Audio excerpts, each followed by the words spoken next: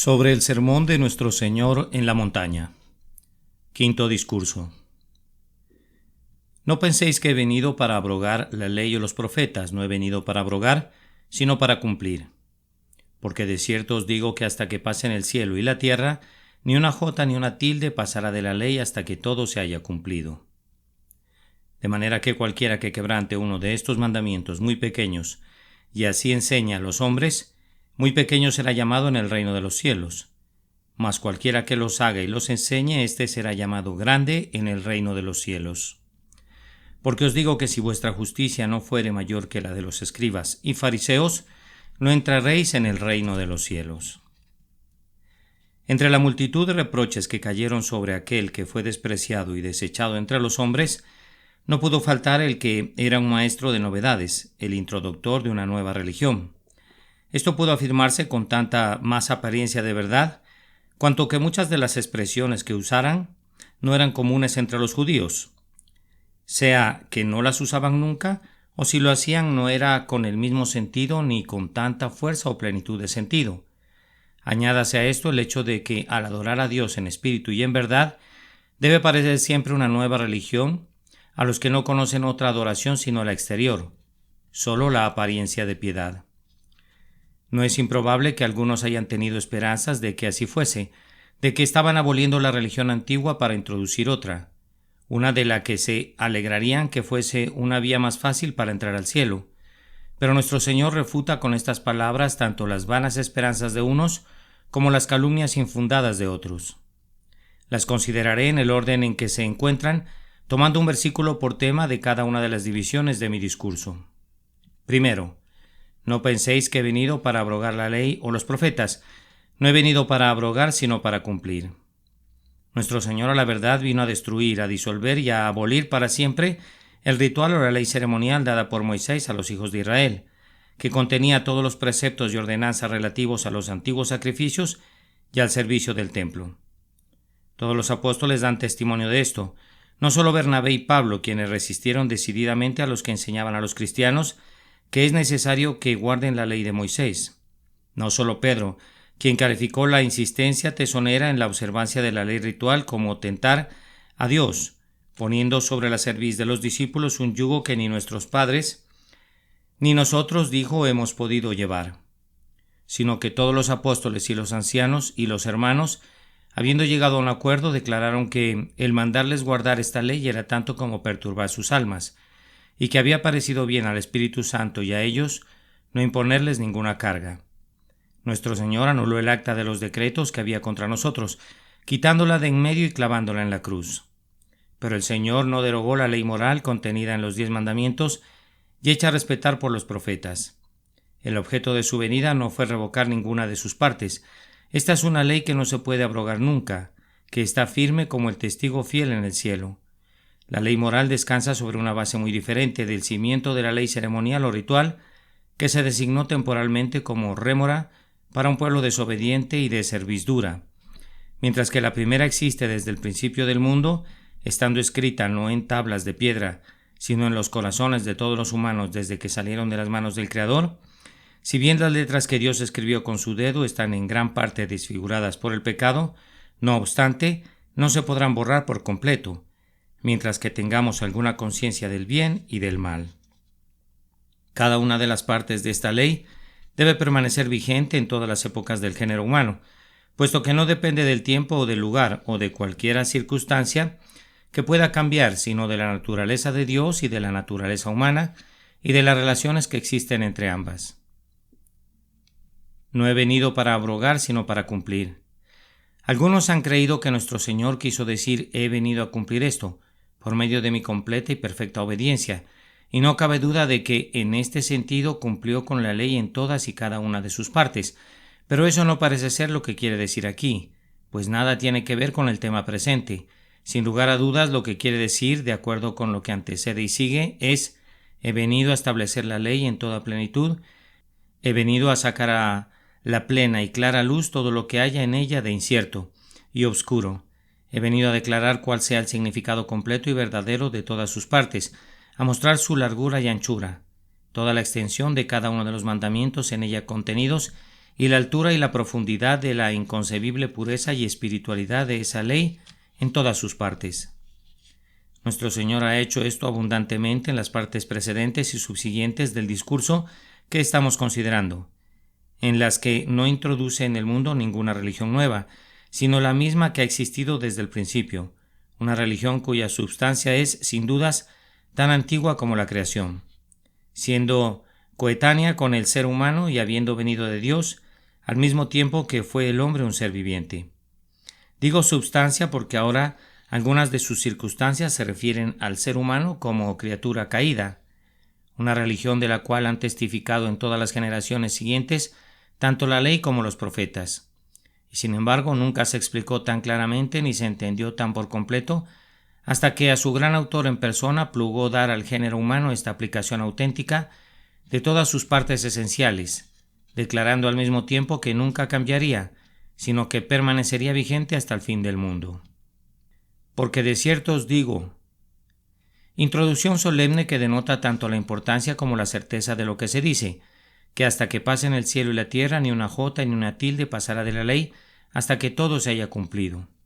Una jota, literalmente ni una jota, la letra más insignificante, una tilde, un ángulo o punto de una consonante. Es una expresión proverbial que significa que ningún mandamiento contenido en la ley moral, ni la mínima parte en cualquiera de ellos, por muy insignificante que al parecer fuere, debe anularse jamás. Pasará de la ley.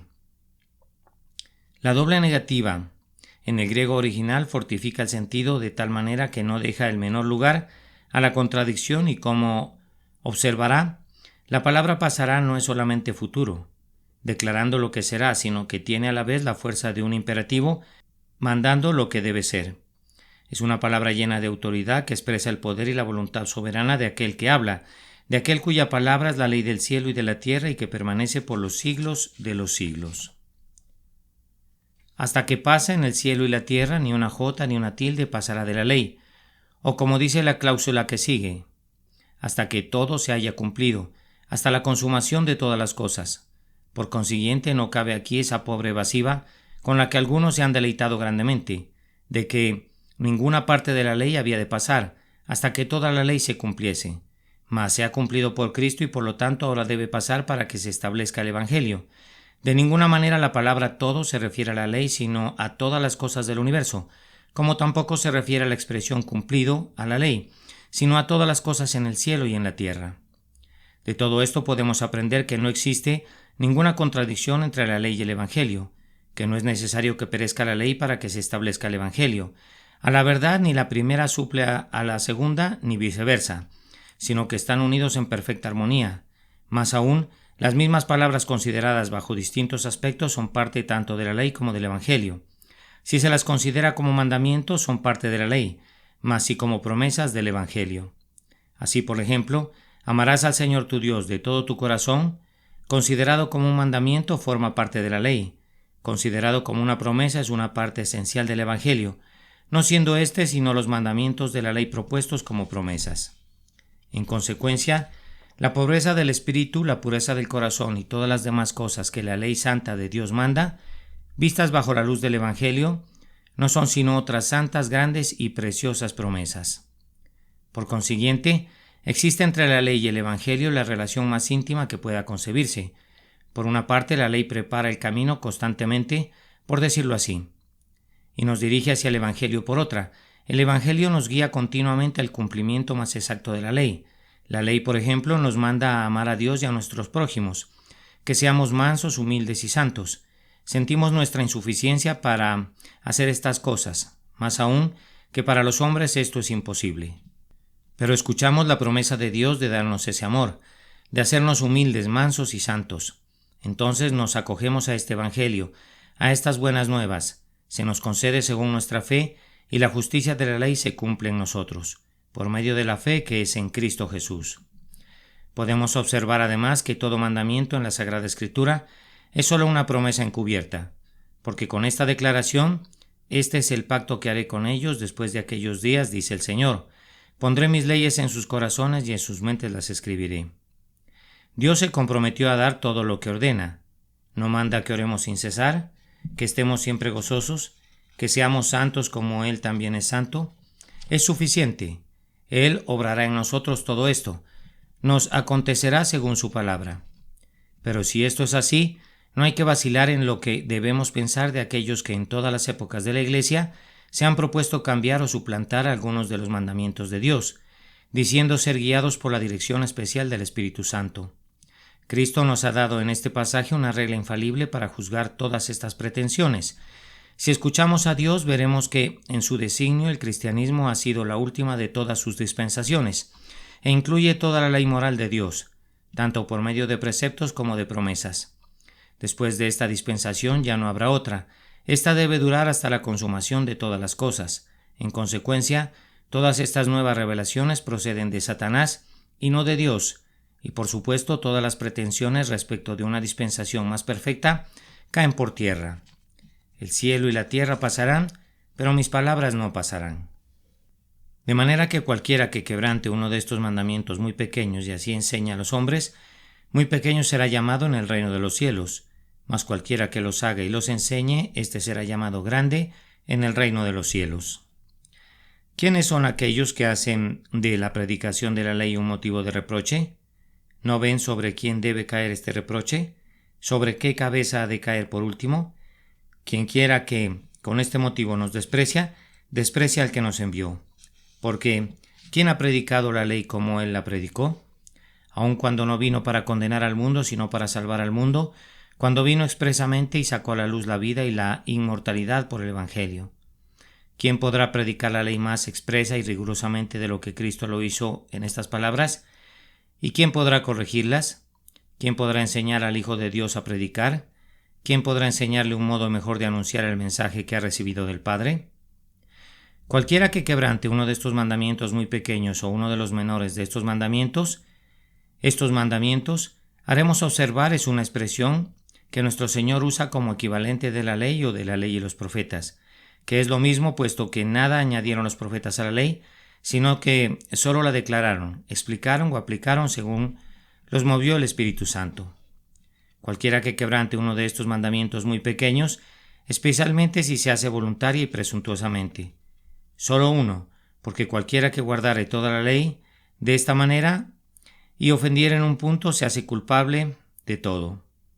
Tiene la ira de Dios sobre sí, tan seguro como si los hubiese quebrantado todos. De manera que no se hace excepción de alguna mala inclinación preferida. No se reserva el lugar para ningún ídolo. Aunque se eviten todos los demás pecados, no hay disculpa para consentir uno solo por querido que sea. Lo que Dios requiere es completa obediencia, que cuidemos de obedecer todos sus mandamientos, de otra manera perdemos no solo los esfuerzos que hacemos por guardar algunos de ellos, sino también nuestras almas y eso para siempre. Muy pequeños, o uno de los más pequeños de estos mandamientos. Aquí se echa por tierra otra excusa por medio de la cual muchos que no pueden engañar a Dios engañan sus almas miserablemente. Este pecado, dice el pecador, no es pequeño, no me lo perdonará el Señor. Ciertamente que no será escrupuloso en esto, puesto que no ofendo en otras partes más importantes de la ley. Vana esperanza. Hablando en el lenguaje humano podemos llamar grandes unos mandamientos y pequeños otros, pero en realidad eso no es así. Hablando rigurosamente no hay pecados pequeños. Todo pecado es una transgresión de la ley perfecta y santa y una afrenta a la gran majestad del cielo. Y así enseña a los hombres. En cierto sentido puede decirse que cualquiera que infringe abiertamente cualquier mandamiento enseña a otros a hacer lo mismo, porque el ejemplo muchas veces habla más elocuentemente que los preceptos. Así es muy claro que los borrachos consuetudinarios enseñarán la borrachera. Los que quebrantan el domingo constantemente enseñarán a sus prójimos a profanar el día del Señor. Pero esto no es todo. Los que por hábito infringen la ley rara vez se contentan con esto. Por lo general enseñan a otras personas de palabra y, por ejemplo, a hacer lo mismo, especialmente cuando endurecen su cerviz y odian la reprensión. Semejantes pecadores comienzan por ser abogados del pecado, defienden aquello que han decidido no abandonar, disculpan el pecado que no quieren dejar y de esta manera enseñan directamente todos los pecados que cometen. Muy pequeño será llamado en el reino de los cielos, es decir, no tendrá parte en él. Es un extraño al reino de los cielos. Es un extraño al reino de los cielos que está en la tierra. No tiene parte en la herencia, no participa de justicia, paz y gozo en el Espíritu Santo. Por consiguiente, no podrá ser partícipe de la gloria que será revelada. Pero si el que de esta manera infringe y enseña a otros a quebrantar uno de estos mandamientos muy pequeño será llamado en el reino de los cielos y no tendrá parte en el reino de Cristo y de Dios. Si aún éste será echado a las tinieblas de afuera, donde será el llanto y el crujir de dientes. Entonces, ¿dónde estarán aquellos a quienes nuestro Señor dirige primera y principalmente estas palabras? Aquellos que, teniendo el carácter de maestros enviados de Dios, sin embargo quebrantan sus mandamientos, más aún enseñan a otros abiertamente a hacer lo mismo, siendo corruptos tanto en sus vidas como en sus doctrinas. Hay varias clases de estos individuos. Los de la primera clase son quienes viven en algún pecado deliberado y habitual. Si un pecador cualquiera nos enseña con su ejemplo, ¿cuánto más nos enseñará un ministro pecador, aunque no pretenda defender, disculpar ni atenuar su pecado? Si así lo hace, es a la verdad un asesino. Esto es, el asesino general de su congregación. Está poblando las regiones de la muerte. Es el instrumento escogido del príncipe de las tinieblas. Cuando se muera, el infierno abajo saldrá a recibirle. No podrá sumergirse en los profundos abismos sin arrastrar consigo una multitud. Junto a estos está la clase de personas bonachonas que llevan una vida fácil, no haciendo daño a nadie, quienes no hacen problemas con el pecado exterior ni con la santidad interior. Personas que no se hacen notables ni de un modo ni de otro, ni en favor ni en contra de la religión, cuya vida es muy regular tanto en público como en privado, pero que no pretenden ser más estrictos que sus prójimos.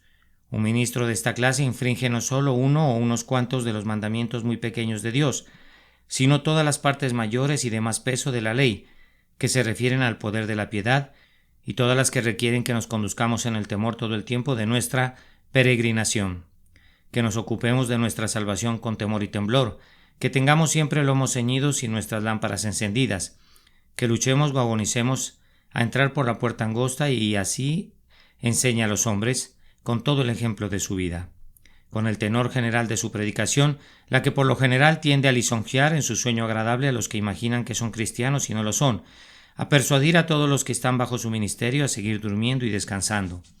Nada extraño será, por consiguiente, que tanto él como los que le siguen despierten juntos en las llamas eternas. Pero sobre todo esto, en la vanguardia de los enemigos del Evangelio de Cristo se encuentran los que abierta y explícitamente murmuran de la ley y juzgan la ley misma, que enseñan a los hombres a infringir, a disolver, a soltar, a desatar la obligación de no solo un mandamiento, ya sea el más pequeño o el mayor, sino todos de un mismo golpe. Quienes enseñan sin pretender ocultarlo es estas palabras. ¿Qué cosa hizo nuestro Señor con la ley? Abolirla. Hay un solo deber, el de crecer. Todos los mandamientos son contrarios al espíritu de nuestros tiempos. Nadie está obligado a dar un solo paso más allá de lo que la ley requiere, o dar un ochavo, comer o dejar de comer un solo bocado. Esto, a la verdad, es llevar las cosas demasiado lejos. Es oponerse al Señor cara a cara y decir que no supo dar el mensaje con que se le envió. Oh Señor, no les imputes este pecado. Padre, perdónalos porque no saben lo que hacen. La más sorprendente de todas las circunstancias de este tremendo engaño es que quienes más engañados están, creen verdaderamente que honran a Cristo al derrumbar su ley y que enaltecen su ministerio al destruir su doctrina. En verdad, le honran como cuando Judas le honró y le dijo «Salve, maestro», y le besó. En justicia puede decir a cada uno de ellos «¿Con un beso entregas al Hijo del Hombre?». No es más que traicionarle con un beso el hablar de su sangre y quitarle su corona, hacer a un lado cualquier parte de su ley con el pretexto de hacer progresar su evangelio. Y en efecto, ninguno que predique la fe de tal manera podrá escapar de esta acusación, ya sea que directa o indirectamente tienda a hacer a un lado cualquier parte de la obediencia, o que predique a Cristo de tal modo que anule o debilite en cualquier grado el menor de los mandamientos de Dios.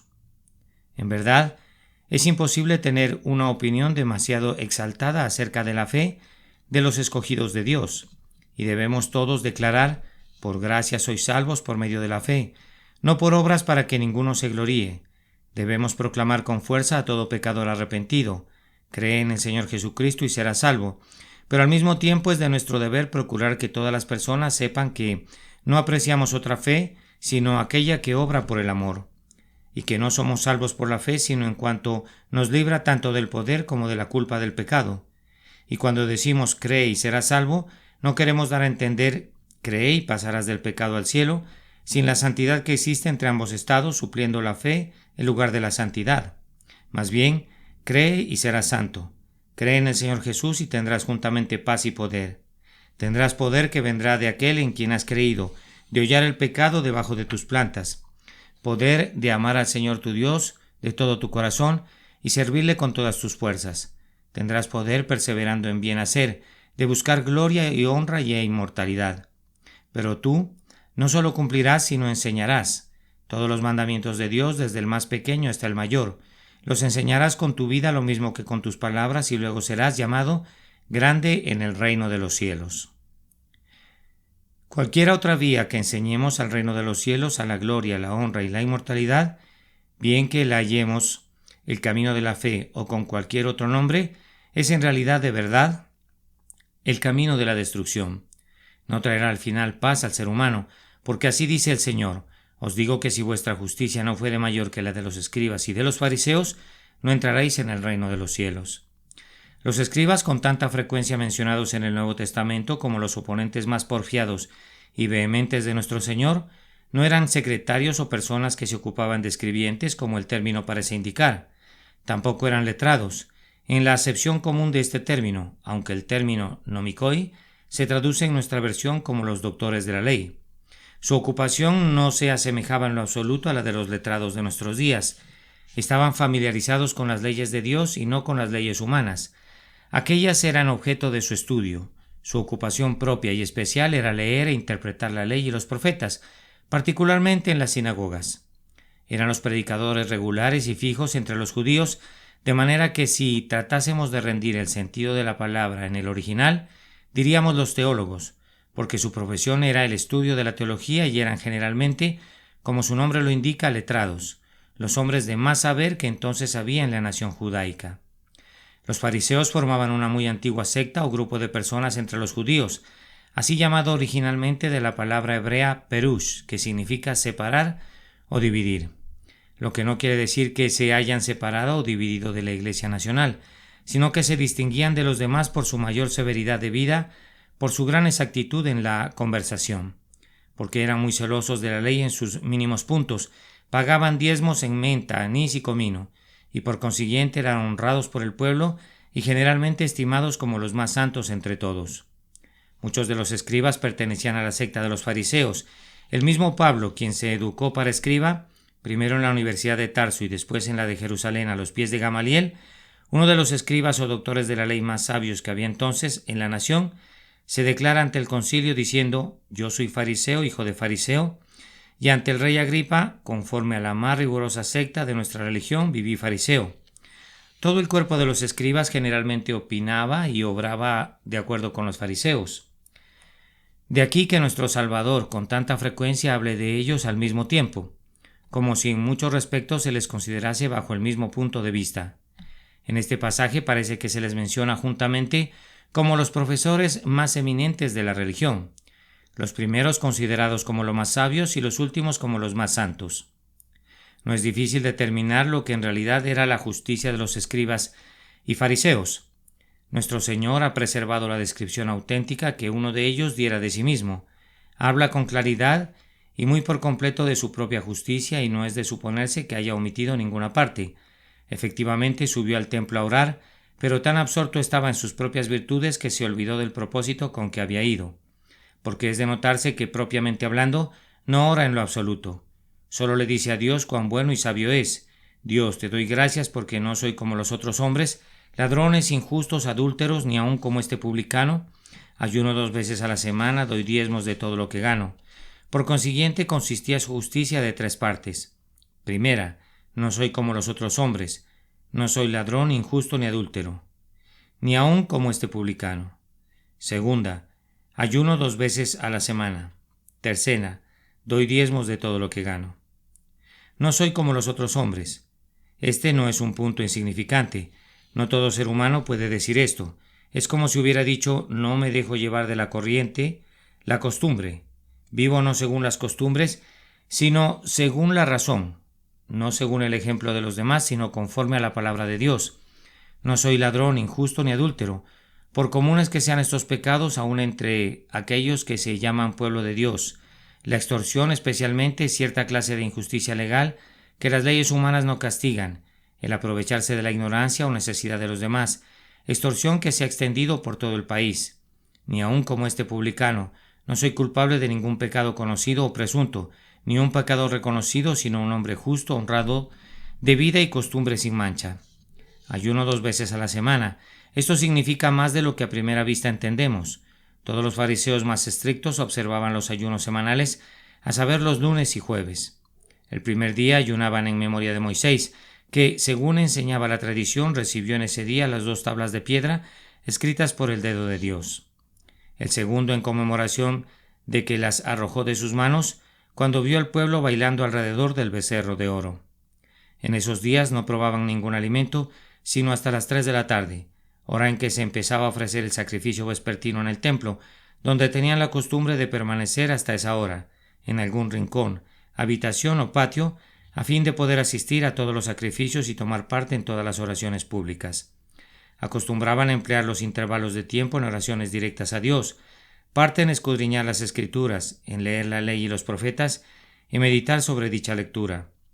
Tiene, pues, mucho significado la frase ayuno 2 veces a la semana, segunda parte de la justicia del fariseo. Doy diezmos de todo lo que gano. Los fariseos cumplían esto con la mayor exactitud. No exceptuaban la cosa más insignificante, ni la menta, el anís o el comino. No retenían absolutamente nada de lo que creían pertenecía a Dios, sino que daban cada año los diezmos completos de todos sus bienes y de todas sus ganancias, cualesquiera que fueran. A pesar de esto, los fariseos más estrictos, como han hecho observar a menudo los que están familiarizados con los escritos antiguos de los judíos, no satisfechos con dar a Dios y a sus sacerdotes y levitas el 10% de lo que poseían, daban otro diezmo a Dios para los pobres, y esto continuamente.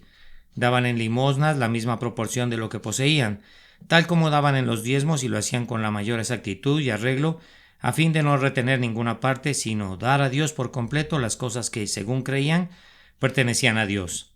De manera que, en resumen, daban todos los años la 1/5 parte completa de lo que poseían. Esta era la justicia de los escribas y de los fariseos, una justicia que, bajo muchos conceptos, iba mucho más allá de lo que muchos han acostumbrado a imaginarse. Pero tal vez alguno dirá que fue falsa y fingida porque no eran sino una cofradía de hipócritas. Algunos de ellos indudablemente lo eran, hombres que en realidad no tenían religión ni temían a Dios, ni deseaban agradarle, que estimaban en poco la honra que viene de Dios y solo buscaban la alabanza de los demás. Estos son los que el Señor condena tan severamente y reprocha con tanto rigor en muchas ocasiones. Mas no debemos suponer que si muchos de los fariseos eran hipócritas, todos lo fueran, ni es la hipocresía en verdad esencial al carácter del fariseo. No es ese el distintivo característico de su secta, sino más bien este, según el relato de nuestro Señor, que confiaban de sí como justos y menospreciaban a los otros. Este es su verdadero distintivo, pero el fariseo de esta clase no puede ser un hipócrita. Debe ser sincero en el sentido ordinario de la palabra, pues de otra manera no podría confiar de sí como justo. El hombre que en este pasaje se recomendaba a Dios indudablemente se creía justo, por consiguiente no era un hipócrita, no tenía conciencia de falta de sinceridad.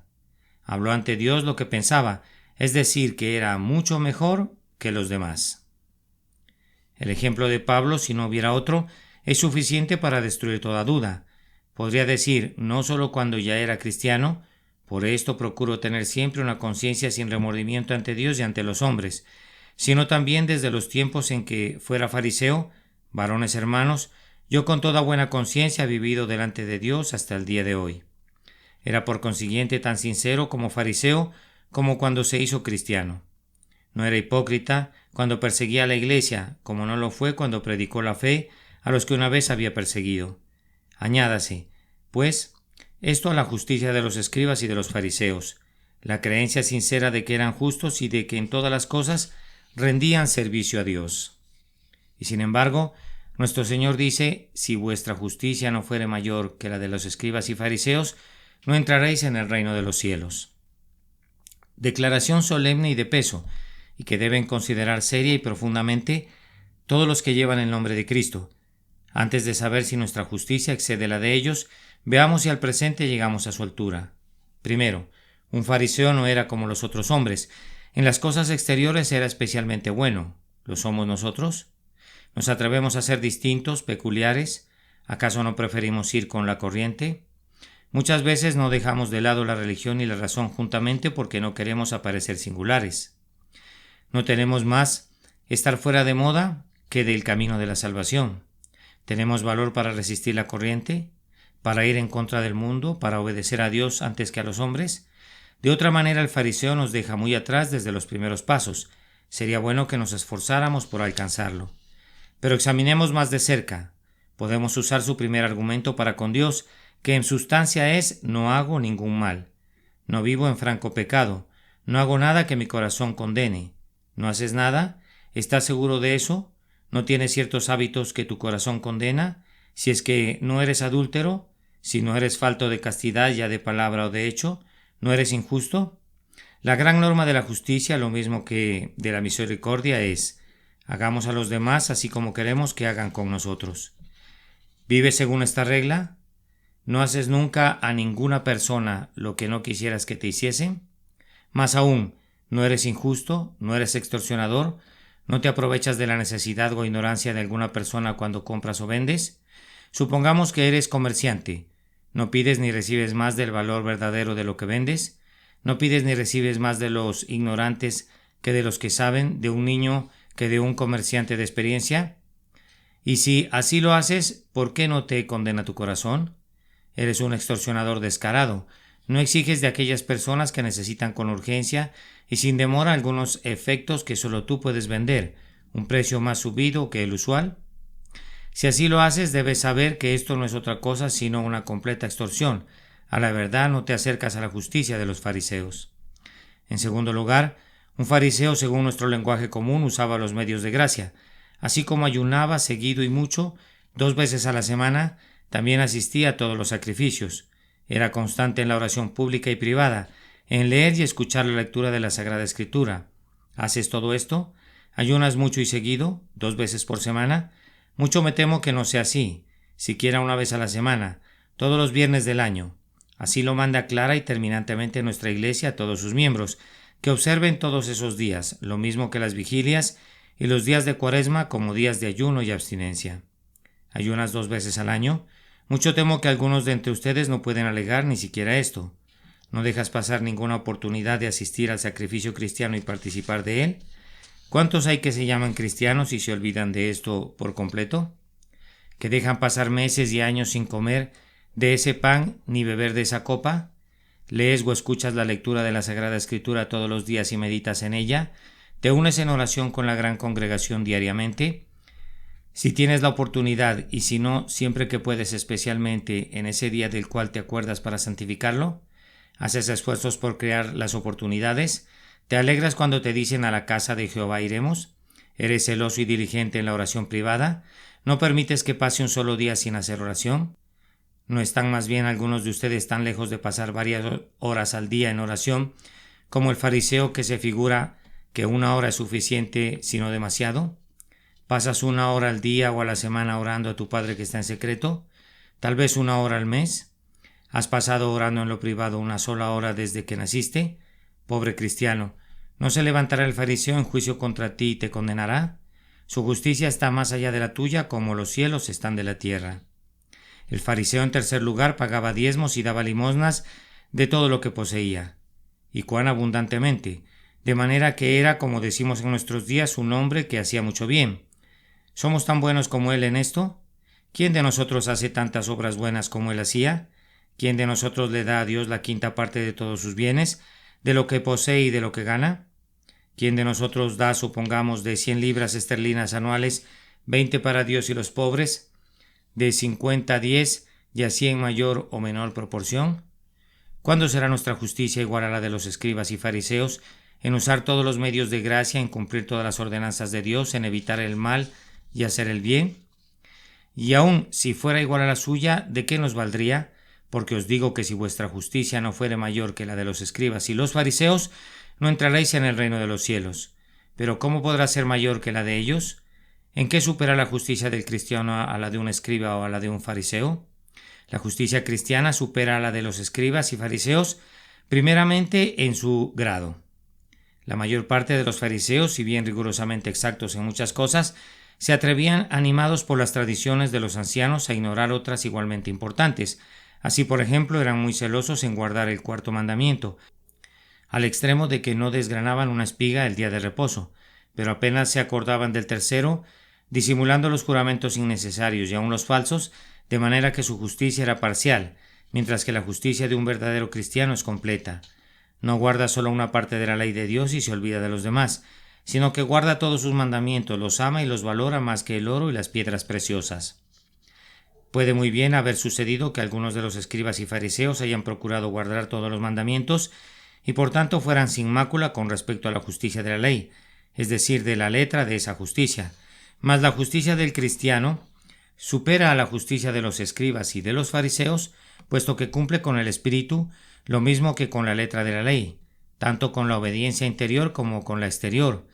En este punto, pues, en su espiritualidad no cabe comparación. Esto es lo que el Señor ha probado tan evidentemente en todo el tenor de su discurso. Su justicia era solamente externa. La justicia cristiana es interna al ser humano. Los fariseos limpiaban lo que estaba fuera del vaso y del plato. Los cristianos están limpios interiormente. El fariseo procuraba presentar a Dios una vida buena, el cristiano un corazón santo. Aquellos sacudían las hojas, tal vez el fruto del pecado, estos ponen el hacha a la raíz, al no contentarse con la forma exterior de la piedad, por muy preciosa que ésta fuera, a menos que la vida, el espíritu, el poder de Dios para salvación, se dejen sentir en lo más íntimo del alma. Así que no hacer el mal, sino practicar el bien, obedecer a todas las ordenanzas de Dios, la justicia del fariseo, son cosas todas externas, mientras que por el contrario la pobreza en espíritu, el llorar, la mansedumbre, el hambre y sed de justicia, el amor del prójimo y la pureza de corazón, que es la justicia del cristiano, son todas cosas interiores. Aun el hacer la paz o hacer el bien y sufrir por causa de la justicia, solo tienen derecho a las bendiciones que les siguen cuando las expresiones de esas disposiciones interiores, las que son su origen y las que deben ejercitar y confirmar. De modo que, a la par que la justicia de los escribas y fariseos era sólo externa, se puede decir, en cierto sentido, que la justicia del cristiano es sólo interior, siendo todas sus acciones y sentimientos como nada por sí mismas y siendo estimadas ante Dios sólo conforme a los motivos que las impulsan. Quien quiera, pues, que seas tú, que llevas el venerable y santo nombre de cristiano, mira en primer lugar que tu justicia no sea menor que la justicia de los escribas y los fariseos. No seas como los otros hombres, ten valor para permanecer solo, para ser particularmente bueno contra todo ejemplo. Si sigues a los muchos será para hacer el mal. No te dejes guiar por la costumbre o la moda, sino sigue la religión y la razón. No tengas nada que ver con la práctica de los demás. Cada uno de nosotros dará a Dios cuenta de sí. A la verdad, si puedes salvar el alma del otro, hazlo. Pero si no, salva al menos una, la tuya. No andes en el camino de muerte, porque es ancho y muchos andarán en él. Mas aún por esta misma muestra puedes conocerlo. ¿El camino por donde andas ahora es ancho, muy frecuentado y de moda? Entonces infaliblemente lleva a la destrucción. No te vayas a condenar por causa de malas compañías. Deja de hacer el mal. Huye del pecado como de una serpiente. Al menos no hagas daño. El que practica el pecado es del diablo. Que no se te encuentre en ese número. Respecto de pecados externos, ciertamente que aún ahora mismo te basta la gracia de Dios. En esto al menos procura tener siempre una conciencia sin ofensa ante Dios y ante los hombres. En segundo lugar, no permitas que tu justicia sea menor que tu justicia respecto de las ordenanzas de Dios. Si por causa de tu trabajo o debilidad del cuerpo no puedes ayunar 2 veces a la semana, no obstante, sé fiel a los intereses de tu alma y ayuna cuantas veces te lo permitan tus fuerzas. No te asustes de la oración pública, ni pierdas la oportunidad de abrir tu corazón en oración. No desprecies nunca la oportunidad de comer de ese pan y de beber de ese vino, que es la comunión del cuerpo y la sangre de Cristo. Sé diligente en escudriñar las Escrituras, lee lo que puedas y medita sobre ello de día y de noche.